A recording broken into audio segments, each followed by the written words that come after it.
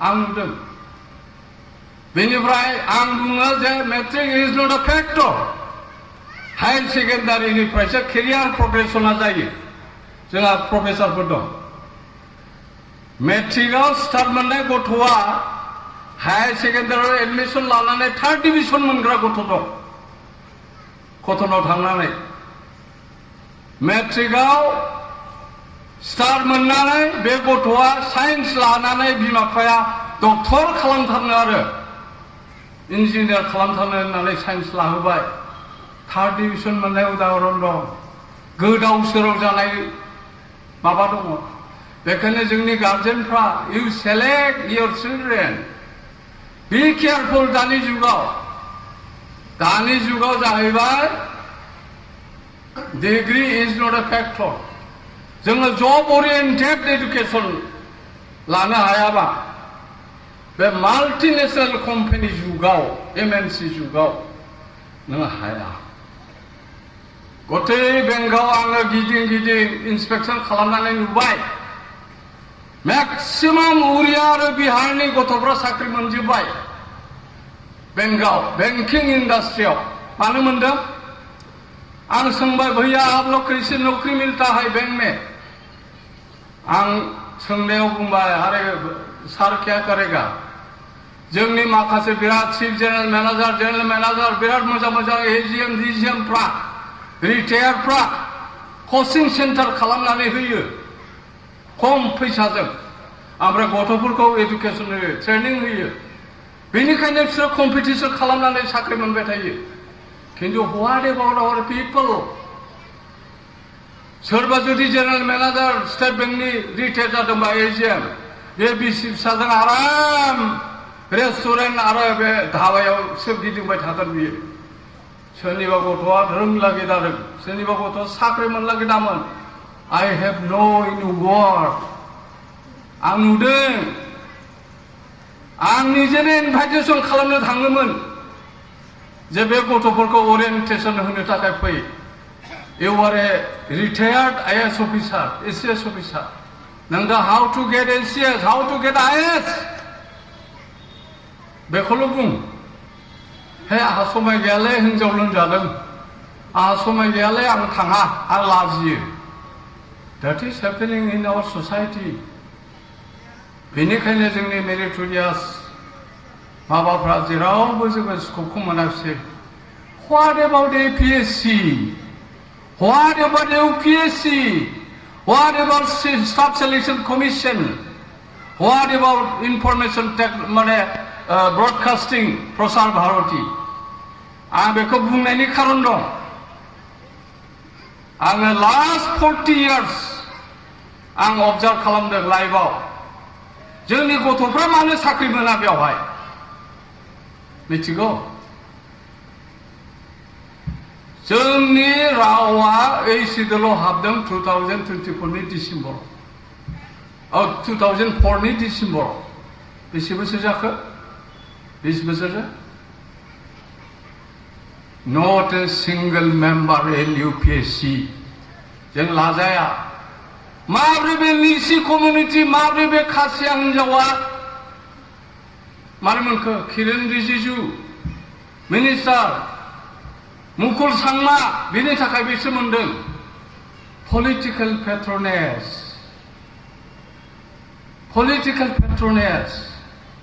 Railway recruitment बोर्डआव जोंनि मानसिया मानो मोनदिया एसएससि आव मानो मोनदिया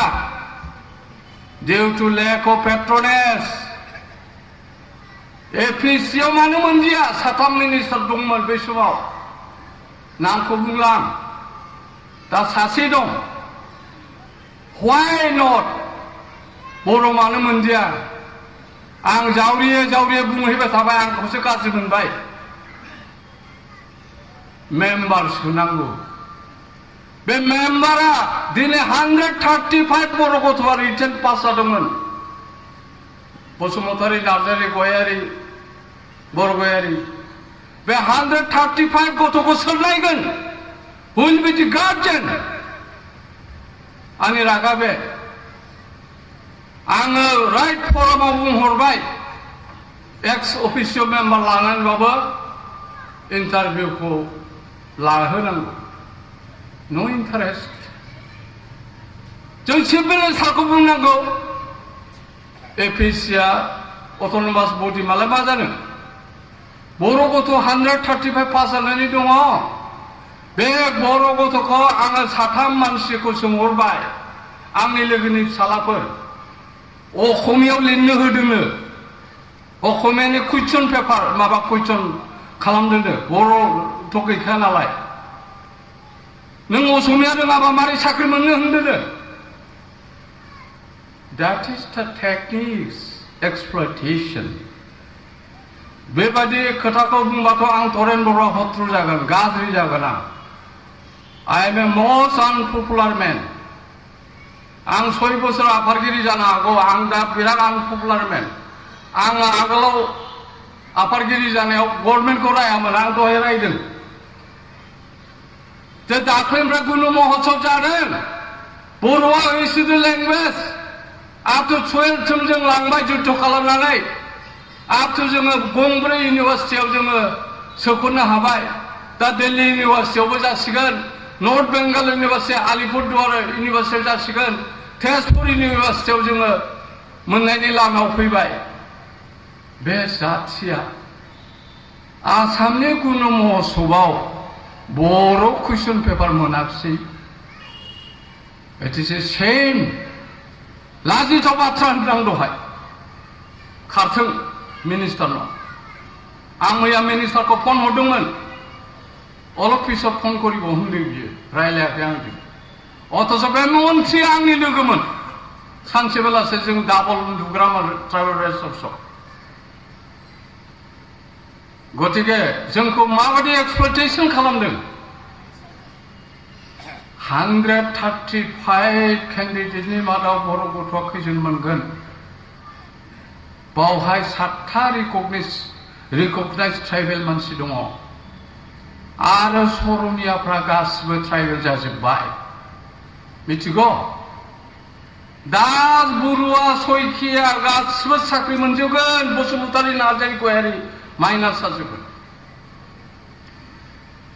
बुंद' आं दिनै बर' बाजारनि बे फिल्डआव आं बुंबाय आं बे खोथाखौ राइट फरमाव बुंदोंमोन जास्ट हो मेम्बार हायोबा सिएमखौ बुंनानै हो दिनै जोङो मानो संगीत नाटक एकाडेमि बान्थाखौ जोङो अस्ताद कामिनी नार्जारी आरो माबा किर' खाख्लारिल' मानो मोनखो अस्ताद बिस्मिल्ला खानखौ एवार्डखौ मानो मोना मोजां मोजां गायक गायिका दं बिराद मोजां थियेटारनि सेखा बायदि मानसि दङ अनेक ड्रामा आर्टिस्ट दङ अनेक माने रिंगु दाबसानि मानसि दं जोङो सेकेन्ड लार्जेस्ट असमियानि नेक्स्ट जों मानो संगीत नाटक एकाडेमिखौ मानो मोनाखै मानो जोङो बे अस्ताद बिस्मिल्ला खानखौ एवार्डखौ जानो मानो मोनदिया आं दा दिल्लीयाव खामानि मावनानै मोनसे उद्घाटन खालामनो हादों आंबो खम मानसि नङा आं खिन्थु जनानै थाग्रा मानसि नङा आं दा दिल्लीयाव साहित्य एकाडेमिनि कनभेनर जानानै आं सुबिदा मोनसे मोनदों नुबाय आङो आदार इन्डियान लेंगुवेज जों समान बर'आ स्टेटास मोनो नाथाय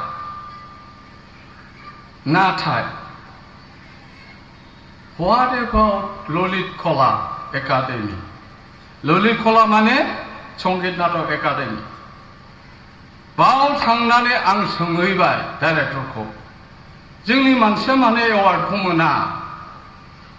मानो माने जोङो साहित्य संगीत नाटकखौ मानो मोना मेम्बारा पलिटिकेल एपइन्टमेन्ट जायो दिसपुरनिफ्राय for 5 years रावबो बेखौ साना एमपिआथ' दंमोन केबिनेट मिनिस्टारथ' दंमोन बे मानो मेम्बार मोनदिया जों असमियाव 7 मेम्बार दं 7 मेम्बार दं थांनाय बोसोराव खैजन मोना 7 मोनदों 7 संगीत नाटक आरो बिस्मिल्ला 2 सत्रियायाव खिन्थु बर'खौ डिप्राइभ खालामगासिनो दं मोना रावबो नमिनेसनखौनो हरा एप्लाइ खालामब्लाबो नोङो नार्जारि फेलायथ' बसुमतारि फेलायथ' बिदि जाजोबो मेम्बारानो गैया नालाय ओमफ्राय आं सोंबाय बेखौ सोर सेलेक्ट खालामो government of Assam even chief मिनिस्टारा बेखौ पेट्रनाइज खालामो जाबाय थांबाय बियो जोब्बाय दानिया फैदो नोङो UPSC नि मेम्बाराव UPSC नि मेम्बाराव 2008 आव जोंनो मानसि हरदोंमोन आरो जेला आं आफादगिरि दंमोन आं सानै मानसि नमिनेसन होदोंमोन पलिटिकेल एपइन्टमेन्ट मोनथारथों होननानै सानैबो रिजेक्ट मोनाखिसै बेनिफ्राय बै खासिया हिनजावा मोनहैबाय दा बेबो नन इन्डियान माने नन रिकगनाइज इन्डियान लेंगुवेजसो खासियाथ' नन माने रिकगनाइजसो बे मोनबाय मारै मोनखो आं सोंबाय मुकुल सांमाया गावनो चिफ मिनिस्टार थांनानै बेनि नामखौ एन्ट्रि खालामनानै होदों बेबायदि अबस्था दा जोङो मा जागोन बर' मिडियामनि माबायाव फैदो दा स्कप जोङो बर' मिडियाम नांगौ होननानै बुंबोबाय बर' थुनलाइ आफादाबो दुलाराय बर' फरायसा आफादाबो सब हारिमायारि आफादाबो बयबो बुंदों जोङो बर' मिडियामा थांनांगौ बर' मिडियामा माने थांनानै थानांगौ होनदों बर' मिडियामा प्रभिन्सियेलाइज जानांगौ कलेजा प्रभिन्सियेलाइज जानांगौ गासिबो प्रभिन्सियेलाइज जानांगौ होनदों फैबाय दानिया 6.3 बिटिआर सुक्तिनि जोङो एडभाइजरि बर्डजों बुंजाबाय बिटिआर सुक्तिটো एक নহয় কেনেকৈ সেইটো ইমপ্লিমেণ্ট কৰা যাব जों होनजाबाय 6.3 खौ भायलेट खालामनानै 2021 नि 27 जुलाइआव 27 आगस्टआव बिथांमोना केबिनेट डिसिसन लाबाय No more school and college will be provincialized in Assam. जों प्रतिबाद खालामबाय बिनि अखानायै लाबाय केबिनेटआव साइन्स आरो maths will be in English class 6 सतीशआ मिथिगौ दाथ' सतीशआ सेन्ट्रेलनि बडि जों प्रतिबाद खालामबाय आसुजों जों लोगो जाबाय असम साहित्य सभाजों लोगो जाबाय खेराया इमप्लिमेन्ट खालामबाय मा बुंदों मिथिगौ जों बुंबाय आं पार्टिकुलारलि सीएमखौ बुंबाय जोङो इएस मेडाम इएस सार होननानै बे स्कुलफोरखौ जोङो गायसनाखै सोरनिफ्रायबा सरकारनिफ्राय सोरबा माहाजोननिफ्राय सोरबा कन्ट्रेक्टरनिफ्राय फैसा लानानै जों बे स्कुलखौ गायसनाखै पाब्लिक मानि इनभल्भमेन्ट दं बहाय जोंनि थैजों बहाय थै थांनानै दङ नांनानै जोंनि पाब्लिकफ्रा सोरबा माइरं हरदों माइ हरदों मास्टारफोरनो बेथन होदों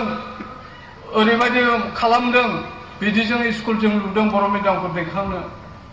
बर' मिडियामखौ थांनानै थानो आं बिदि बुंबाय बे बुंबाय अपना क्वालिटी लागे ना क्वान्टिटी लागे होनबाय आं होनबाय बोथ आई वान आं क्वालिटीयाव लागे क्वान्टिटीयाव लागे आं होनदों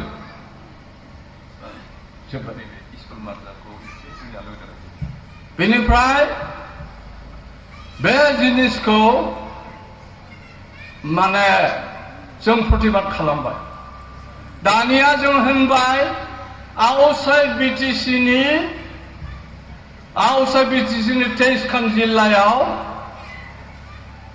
बावहाय माने एकेबारे एसिस्टेन्ट प्रफेसर कलेजाव हाबनानै दङ प्रभिन्सियेलाइज कलेजाव एसिस्टेन्ट प्रफेसर हाबनानै दं बर' एमआइएल आव जों नुबाय बिथांमोनहा जोंनो लिस्ट मोनसे होबाय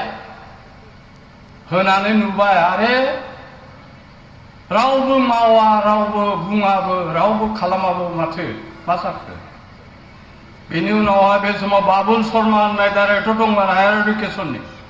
बिराद मोजां मानसिमोन बियो दानि चिफ मिनिस्टारा तखन एडुकेसन मिनिस्टार जों बुंबाय सार जोङो बिटिसिनि अथ'रिटिया जोंखौ होनबाय नोंथांमोना बिटिसिनि एलेकाखौ माथाब दामारि जों दं बिटिसिया काउन्सिलाइज खालामनानैबाबो कलेज 26 खान कलेजखौ भेन्सारखौ जों रैखा खालामगोन हाई स्कुलखौ रैखा खालामगोन किन्तु नोंथांमोना आउटसाइड बिटिआरखौ मारि माथा जों सानबाय थिग আছে जोङो 17 खान कलेजखौ सायख'नानै लानाय भुपेन नार्जारी दङ इन्टारभिउ लाग्रा बिथांमोनानो लायो अनिल बर'मोन स्वर्ण सैनारिमोन एसिस्टेन्ट प्रफेसरखौ जोङो पस्ट क्रिएशन खालामनो हादों आरो दानिया मा जाबाय क्रिएशन खालामबालाय मा जानो रस्टार पलिसिखौ जेलानिखि मन्त्रि जोंनि डब्लिउपिटि मिनिस्टारा जोंनि मानसिमोन ना बे क्लजखौ खालाम सासे बर' प्रफेसरा थैबाय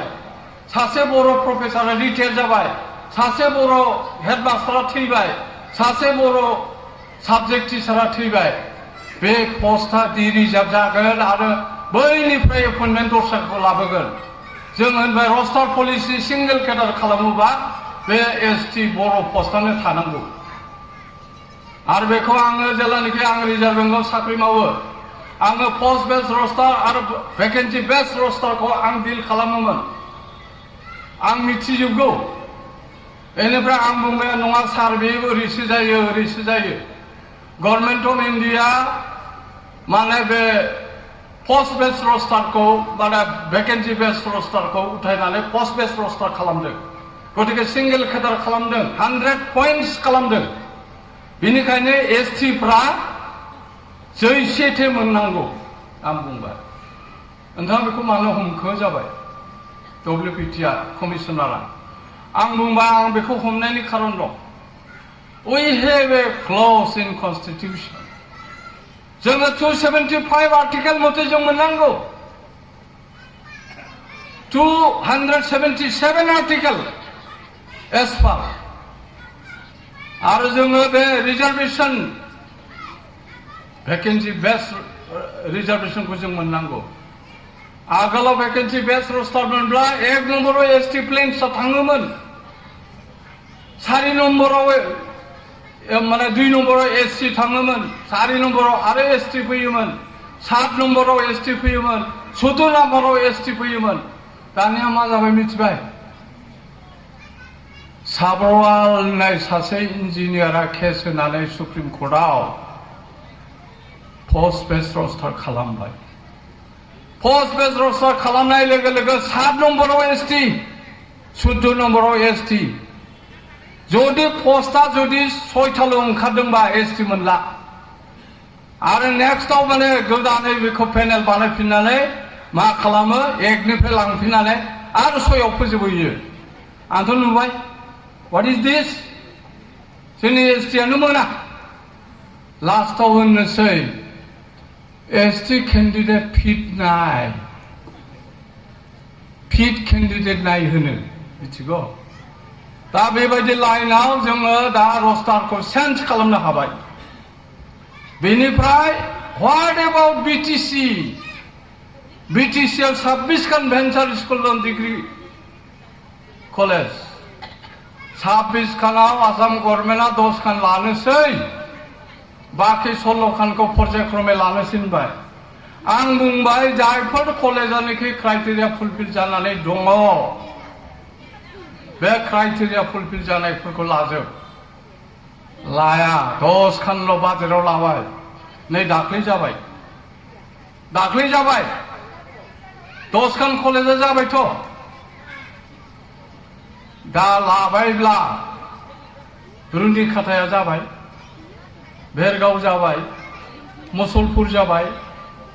आरो तामुलपुरा गंनै जाबाय कालीचरण ब्रह्म टिपखाइलि जाबाय जमदुवार जाबाय दा बेखौ लानानै 10 खान कलेजा प्रभिन्सियेलाइज जाबाय बाखि व्हाट एबाउट 16 बर'बाजाराबो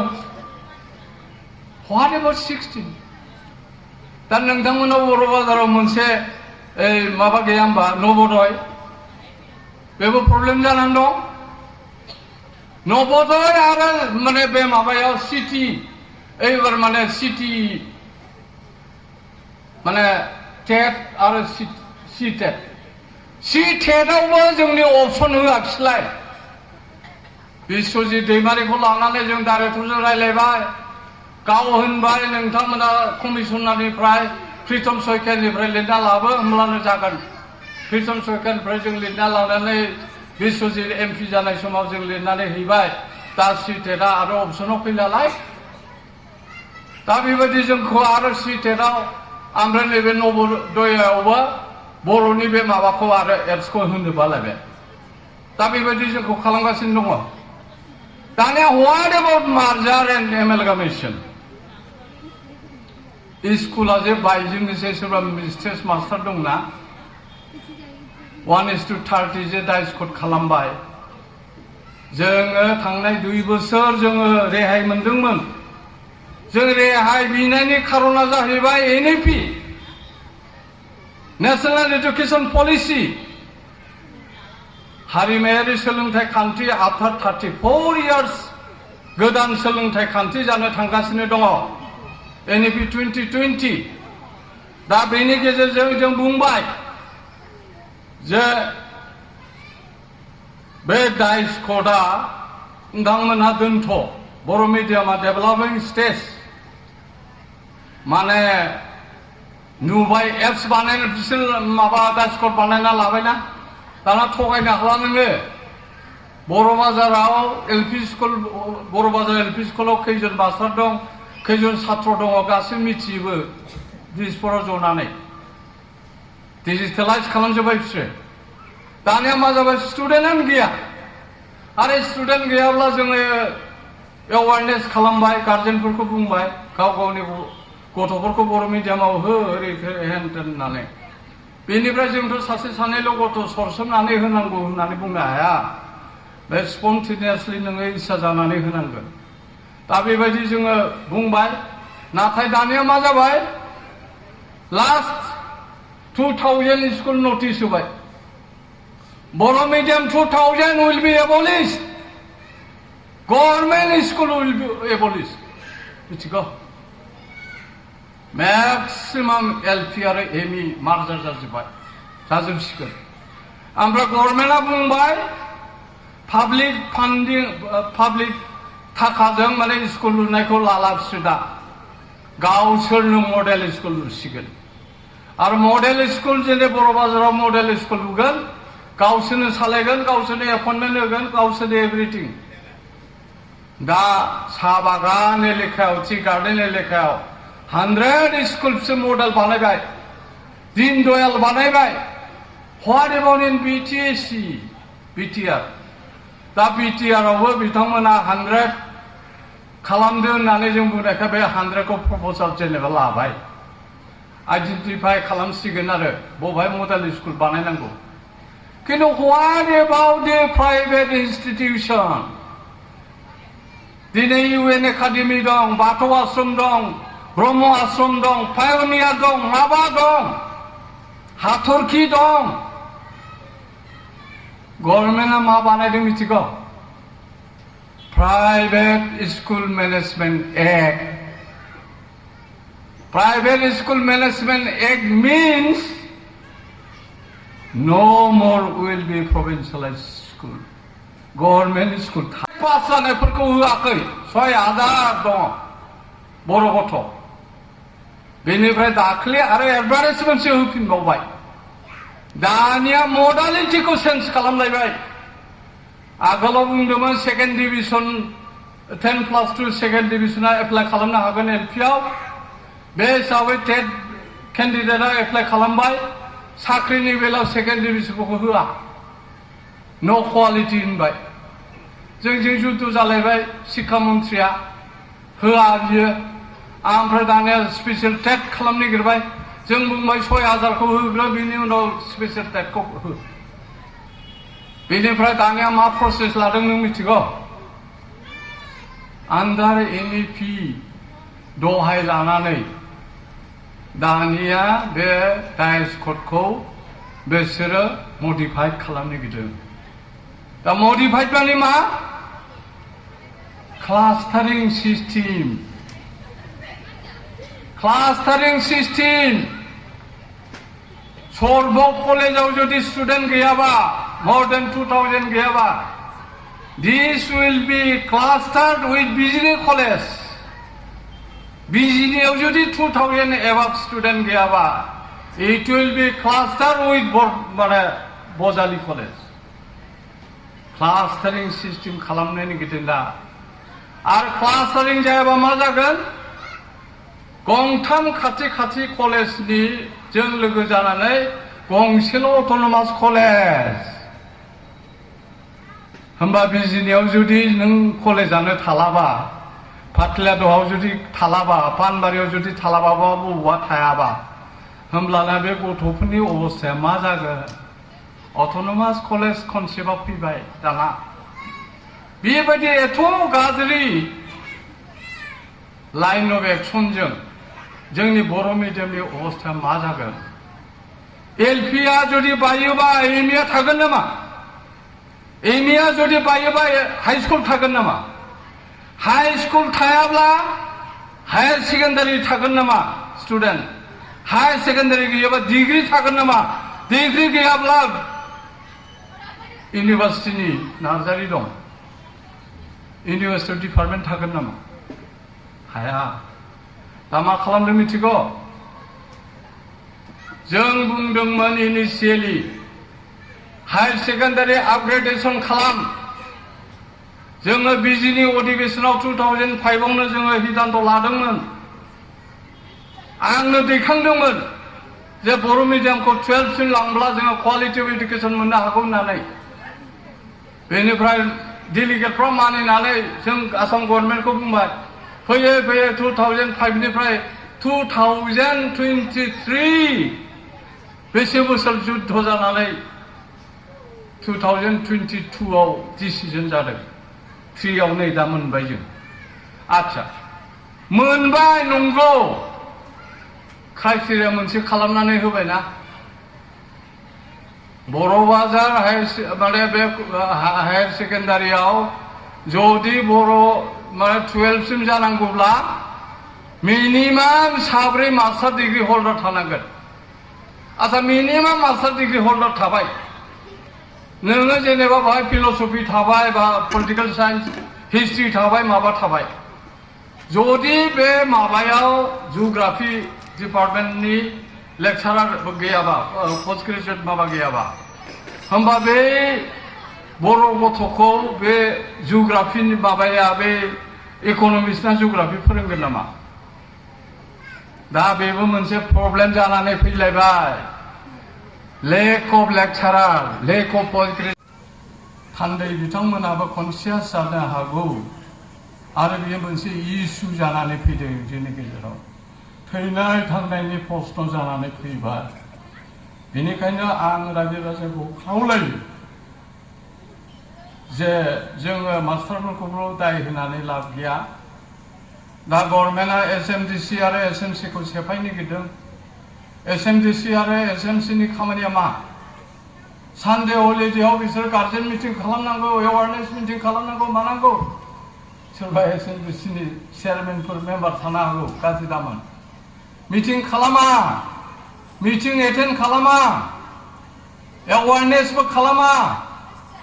बेबायदि जोंनि स्कुल अनेक माबा मोनदों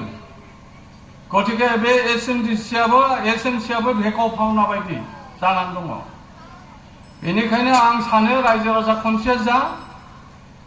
आरो जों बुंनो हाया जे गावनि सासे सानै गथ'खौ सरसननानै बर' मिडियामाव होनांगौ आं बेखौ बुङा जों बर' मिडियाम दाबि खालामदोंमोन दा भुपेन नार्जारि होनदों बर' मिडियामखौ जों मानो गायसनदोंमोन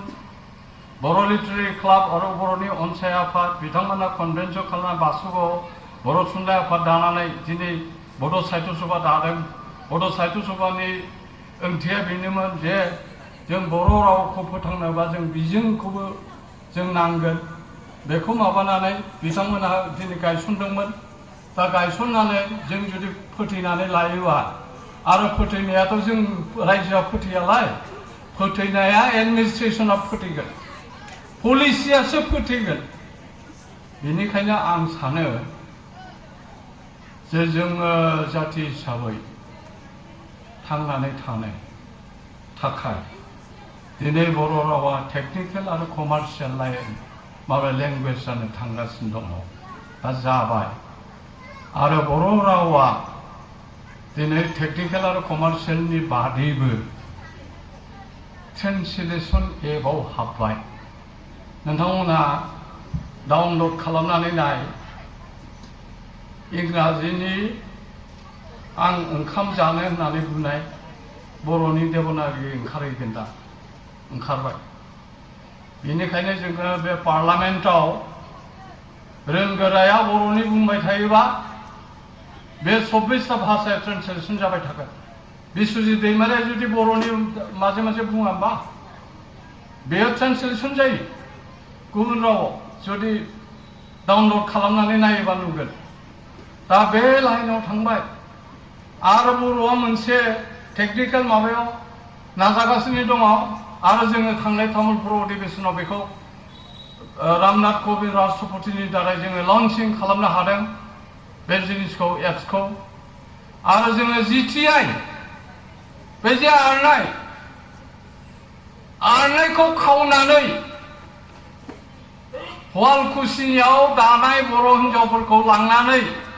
निउ जलपाइगुरियाव आरनाय जोमग्रा दख'नानि बे माबाखौ गासिबो खावनानै बेबसाय खालामनानै जानानै दं। बेनिखायनो जोंनो GTI खौ नांगौ, जिअग्राफिकेल आइडेन्टिटि। जाथिया थांनानै थानोबा ओरैनो सजाल' नङा। जेला BTC सुक्ति जानानै माबायो खालथां खुलथां जि दख'ना दालाबायदोंमोन दा गासिबो गोमोरलांजोब्बाय, सेस। मालायनि आखायाव थांबाय कमार्सियेलाबो बेबसाया। बेनिखायनो दख'नानि, जोमग्रानि, आरनायनि गासिबो GTI खौ खालामनो थाखाय जों थांगासिनो दं। आरो अलरेडि बियो दिल्लीयाव खेबनै खेबथाम मिटिं जालांबाय, आंबो दंमोन बेवहाय।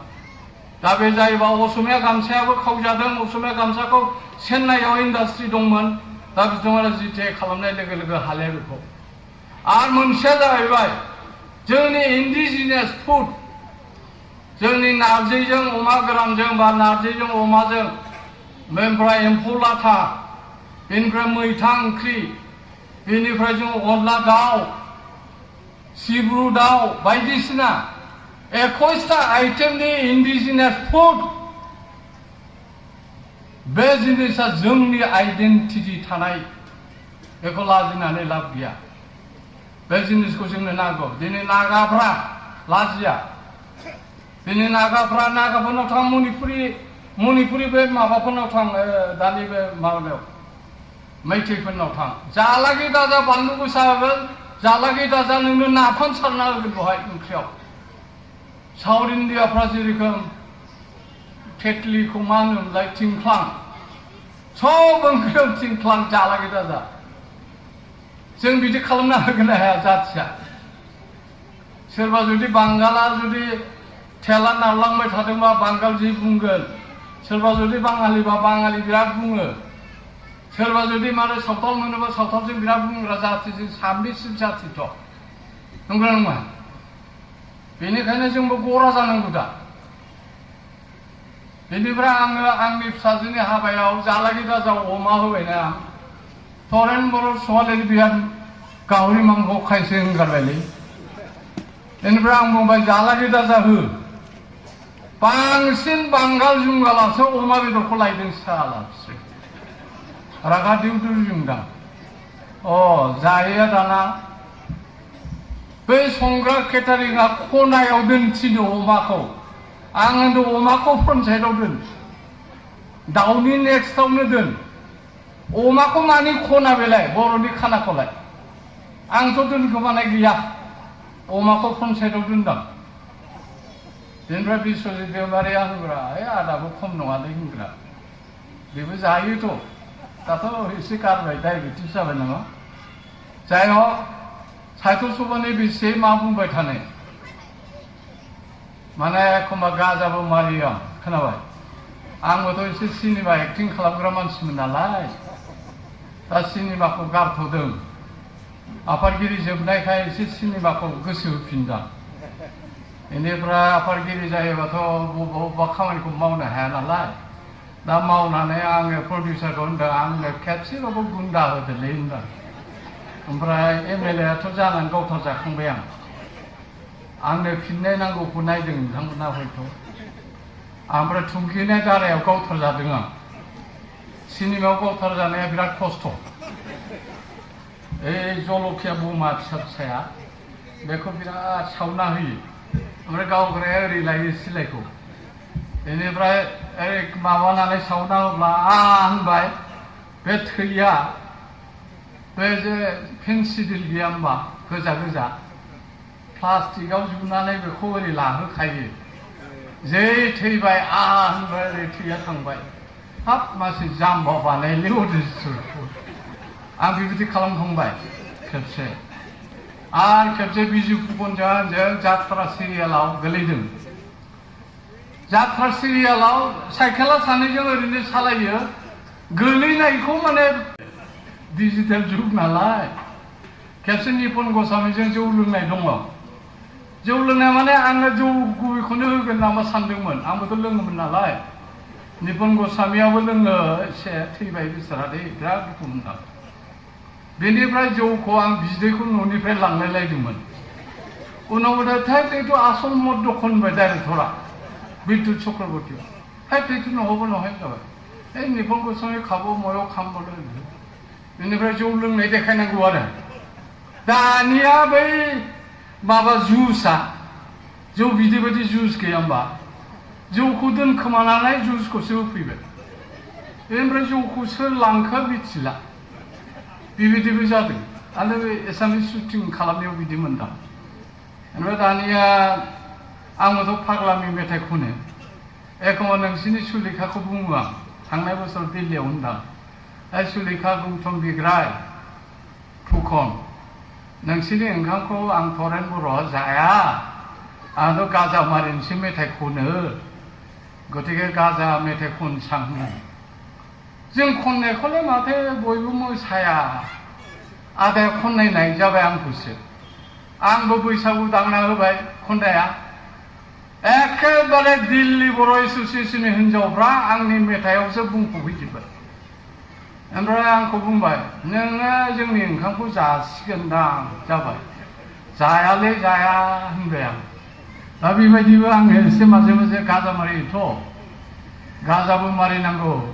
खिन्थु आं धाबायाव थाङा दे धाबायाव आं थांग्रा मानसि नङा खिन्थु आं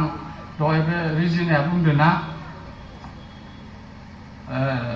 माबायाबो बुंदों बे माबायाबो फनिनाबो बुंदों आच्छा मानसिया माबोरै मानसि जायो सासे मानसिया गोरिब मानसिया माबोरै मानसि जायो रिजिना दहाय बुंदों आंबो टिउसन लानानैसो ग्रेजुवेट जादों आरो इउनिभार्सिटियाव आङो 150 थाखाल' मोनोमोन रेडिअ' केजुवेल मावनानैसो आङो एमए पास जादों मिथिगौ बिराद खस्थ'नि गेजेरजोंसो आं हसाखै आङो मोनब्रै बुस्थुखौ आङो फोथायो दा आरो बे मोनब्रै बुस्थुखौ फोथायनायखाय आं थांनानै दङ बे जाहैबाय गिफ्ट अफ गड आनान गसाइनि बरदान आशीर्बाद सेकेन्डआ जाहैबाय लाख नोंहा लाख दंबा सब जाजोबो जुदि लाख गैया 1 नम्बरनि थाखाय आं स्टार मोनाखिसै सेस आङो अंक 2 नम्बरनि थाखाय लेटार मोनाखै बे लाख दुखु मोननानै लाख गैया बेनिफ्राय मोनसेया जाबाय केपिटेल थांनानै थानो थाखाय फैसा थाखाबो नांगौ बारा नाङा hold not the last struggle and dedication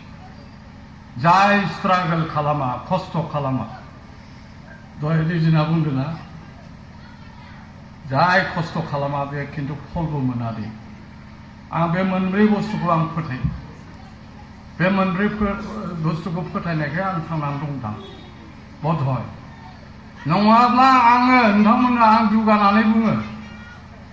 आं बायदि जिगाबाव दाह्रायाव उन्दुग्रा गथ'आ 5 स्टाराव आं उन्दुनो मोननायाबो आंनि लाख आङो दा दिल्लीयाव थांबा 5 स्टार मोनो नार्जारिमोना मिथिगौ माने आं एखमबा बिराद मोदै गयो 5 स्टाराव जेला आंखौ एखमडेट खालामो बहानि माइ जिगाबनिफ्राय आं फैनानै 5 स्टार मोनफैदों लाख ओंखायनो आं आब्दुल कालामनि खोथाखौ बुंबाय थायो मानसिफोरनि बिना don't teach your children to be rich धोनि जानो थाखाय गथ'फोरखौ शिक्षा दाहो होनदों you teach your children to be happy सुख शान्ति जानो थाखायसो नोंनि गथ' गथायखौ शिक्षा होनांगौ होननानै बुंदों बिराद गिदिर बाथ्रा बेयो आरो बे बुंदों knowledge is power हसाखै knowledge is power खिन्थु दा मोनसे आं साथ्र साथ्रिफोरखौ बुङो गार्जेनफोरखौबो बुङो सार्भाइभेल अफ फिटेस्ट दा जुगा दारुवाइना खम जुगावनो बुंलांदों survival of fittest very dangerous trend बियो दा समाजाव बेनिखायनो सोरबा गोगोम ब्रह्मआ बा सोरबाया साहित्य सभा खालामदों मनेस्वरा खालामदों सन्तोषा खालामदों जोंहा खाथिमाल गयारि खालामदों बा सोरबाया खालामदों it is not a big थिं बिथांमोना दैदेनगिरि बिथांमोना लामा दिन्थिगिरि बिथांमोना जिल्लाखौ दैदेनदों पुलिसरमोनहा दहाय बरायजादों दा निउ जेनेरेशना साननांगौ बिथांमोनहा मानि थाखाय दिनै आर'नाइ बरायजाखो पाब्लिक मिटिङाव that is important बेसे इम्पर्टेन्टआ बेसे